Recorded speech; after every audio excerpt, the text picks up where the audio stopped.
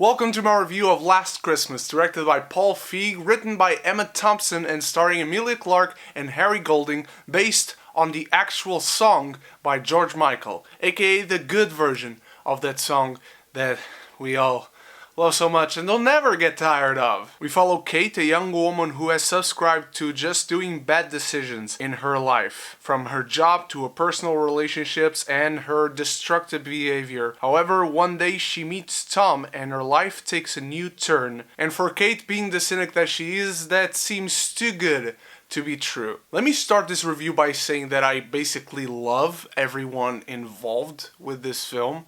Emilia, Clarke, Harry Golding, Thompson as both a writer and an actress, Feig as a director. I was sold on this movie from the get-go, plus it's a Christmas movie. I never say no to those at least once in my life. And the trailers were shit. The trailers for this film were really bad.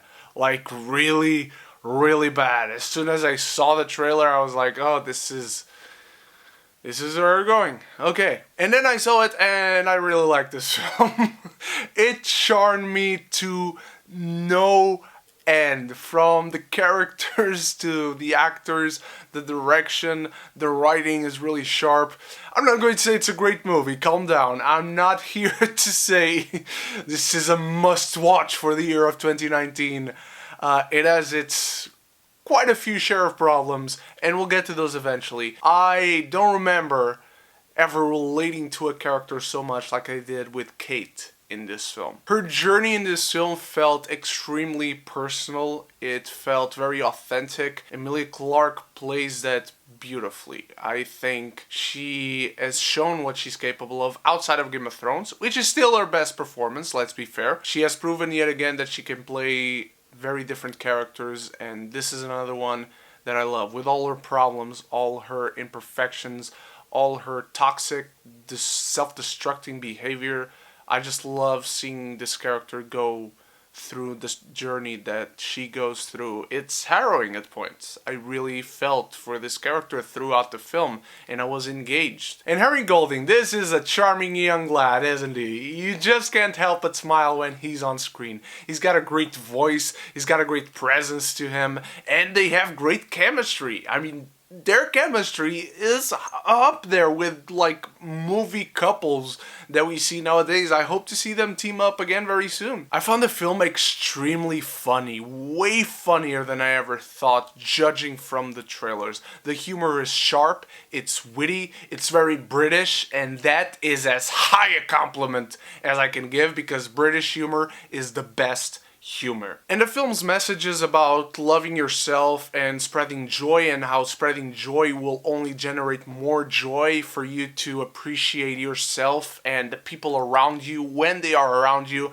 I really loved how they expressed that message in this film. It was actually surprisingly subtle in the way they do it, and what's more Christmassy about that? And now let's get to the issues. This film has tons of storytelling problems. It's very telegraphed, it's very familiar, it's very cliched even. I also found that it was a bit overkill with the George Michael. George Michael was always playing around, I have no problem with that, but from the beginning there's this moment of Kate saying she loves George Michael, but then that never really plays anything strongly into the story. She could have never said that. Non-diegetic music of George Michael would be playing in the film. That's when you're hearing a song and the characters aren't actually hearing the songs, and it would have been exactly the same. So I think it was just a little bit overkill. There's also something that this film speaks about briefly, and I feel like there was a studio or a producing demand because it was topical. And not that it bothered me. If you guys have seen the film, you know what I'm talking about, and I'm the biggest supporter of what the film is trying to say by approaching this topic.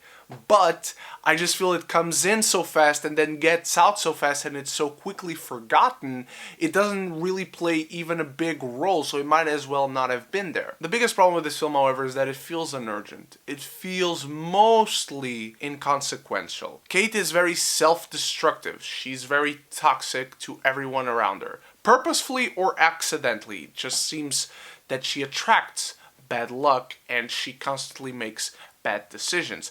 And that is an interesting narrative to tell, that is an interesting character journey. However, she never really does anything so drastic that you cannot see a way of anyone forgiving her or any way of her not making a comeback.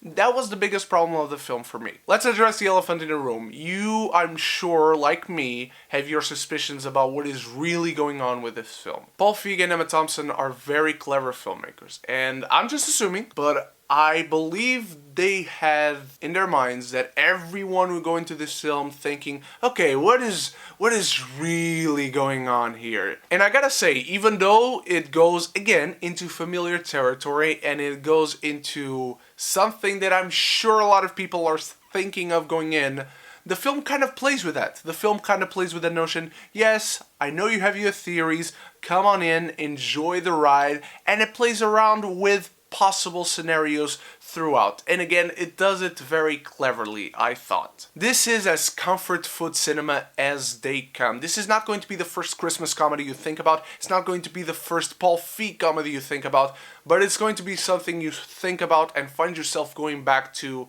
every December for something simple, something sweet, something just Christmassy. I'm giving Last Christmas a C+. Now, what did you think of Last Christmas, my beautiful geekies? Let me know in the comments below, and let me know what is your favorite simple Christmas film. Thank you so much for watching. You guys are the best. I'll be back tomorrow with more reviews. I hope to see you there once more. Thank you so much, and let me know all your thoughts in the comments below.